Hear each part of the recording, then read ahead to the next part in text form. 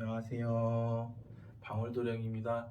오늘은 2022년 이민년에 드는 삼재 원숭이띠, 쥐띠, 용띠 그 중에서 원숭이띠에 대해서 알아보고자 하는데요. 다만 우리가 각자 운세나 사주가 다르기 때문에 각자마다 조금씩 변동이 있을 수 있으니 자세한 상담은 방울도령 신당에 전화하셔서 상담을 받아보시는 것을 권하겠습니다.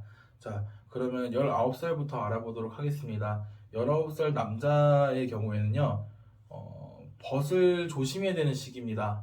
벗을 조심하셔야지, 그래야, 내 앞날이 바뀌는 시기라고 볼 수 있겠습니다. 특히, 어린 나이임에도 불구하고, 속병으로 조금 고생할 수 있는 해예요.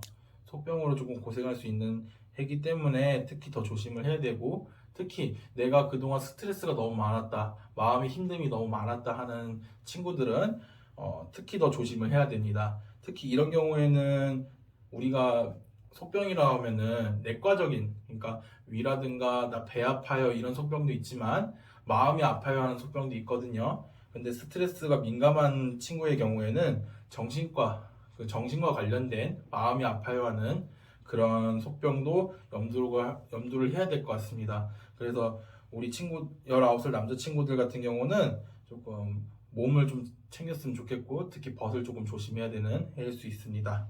그리고 우리 19살 여자의 경우는 마음이 잡기 힘든 해예요. 마음을 잡기 힘든 해인데 시기가 아무래도 고등학교 3학년인 시기다 보니까 제일 중요하죠. 그래서 대학을 가더라도 취업을 하더라도 마음을 잡지 못하면은 대학에 있더라도 힘이 들고 또한 취업을 하더라도 오래 있지 못하고 우리가 허송세월이라고 하는데 허송세월이라고 하면은 긴 세월을 의미 없이 보낸다는 뜻을 갖고 있거든요. 그럴 수 있는 해예요. 그렇기 때문에 우리 19살 여자 원숭이띠들은 친구들은 조금 마음을 잘 잡고 갔으면 하는 마음이 있습니다. 그러면은 괜찮은 해예요.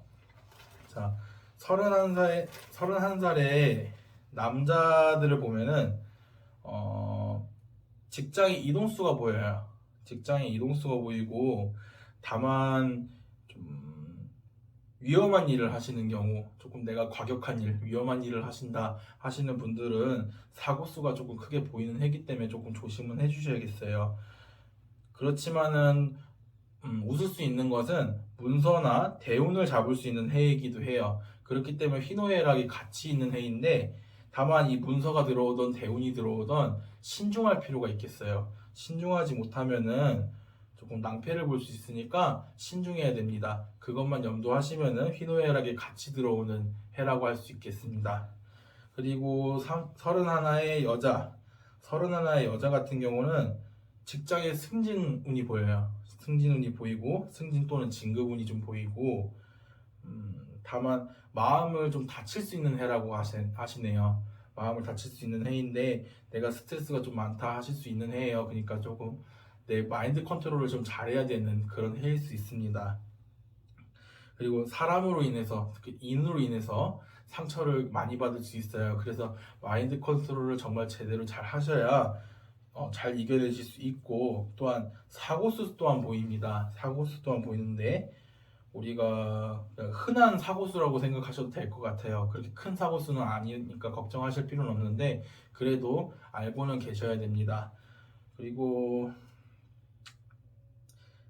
진짜 심한 경우, 극단적인 경우에는 사람으로 인한 상처가 극심한 해라서 마음으로 좀 다가오는 상처가 클 수 있는 해니까 그거를 특히 유념하시기 바랍니다. 31살의 여자 자손들은 그렇고요. 자, 43살을 한번 돌아보자 하면 남자의 경우에는 문서를 잡을 일이 있겠네요. 문서를 잡을 일이 있고 특히 사업을 하시는 경우 사업운이 드는 해입니다. 다만 움직임을 조금 최소화하시는 편이 제일 좋을 것 같아요. 움직임을 너무 활발하게 하신다던가, 그러니까 사업적인 움직임이 아니라 예를 들어서 지역 간으로 자꾸 이동을 하시려던가 그런 이동이 자꾸 많으시면 사고수나 관제수가 따를 수 있는 해기 때문에 조심을 하셔야겠습니다. 그리고 43세 여자분들은 몸이 조금 안 좋을 수 있겠습니다. 몸이 좀 안 좋을 수 있는 해라고 하시네요. 그리고 다만 마음적으로는 풍요를 느끼는 해라고 하십니다. 내 몸은 좀 아플지라도 마음은 그래도 평안한 해라고 생각하시면 될 것 같아요. 그리고 대체적으로 큰 일은 없어요. 다만 사람을 조심해야 금전이 새지 않는다고 하십니다. 그러니까 사람이 이거 해볼래 저거 해볼래 할 때 그 말에 속지 마시고 내 소신대로 하시는 게 제일 좋겠죠. 그러니까 사람을 조금 조심만 하시면은 사람과 몸만 조심하시면 그렇게 나쁘지 않은 해가 될 것 같습니다. 자, 다음으로는 신다섯의 남자 원숭이띠를 보자 하면 상문이 드는 해네요. 상문이 드는 해고 상문이 들게 되면 가정에 우환이 드는 해입니다. 특히 그렇게 되면은 본인의 몸부터 치시는 해라 하고 이런 경우에는 솔직히는 잔치집이나 상갓집 모두 가지 않는 게 좋을 것 같습니다. 상갓집과 잔치집은 가지 않는 게 좋고 또한 가더라도 그곳에 음식을 드시지 않는 것이 제일 좋을 것 같습니다. 그리고 가능하시다면 올해는 삼재풀이를 하고 넘어가시는 게 제일 좋을 것 같습니다. 55세 여자를 보자 하면 가정에 우환이 드는 해라고 하십니다. 가정에 우환이 드는데 특히 가족으로 고생할 일이 좀 있겠습니다. 부모님께서 생존해 계시는 경우는 부모님으로 인해 좀 고생을 할 일이 있겠고요. 그리고 자손이 있는 경우는 자손으로도 고생을 할 수가 있는 해라고 하세요. 그래서 조금 가족 때문에 상처 받으실 일도 있고 힘이 드시겠지만 그래도 좀 힘을 내셨으면 좋겠습니다.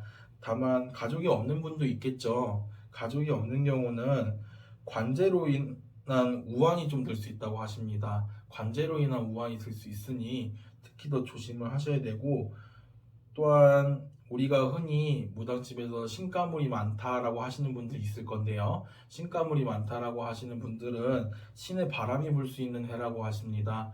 그러니까 특히 더 조심을 하셨으면 좋겠습니다. 오늘은 이렇게 2022년 이민년에 드는 삼재 원숭이띠에서 알아봤는데요. 다음에는 용띠를 한번 알아보도록 하겠습니다. 감사합니다.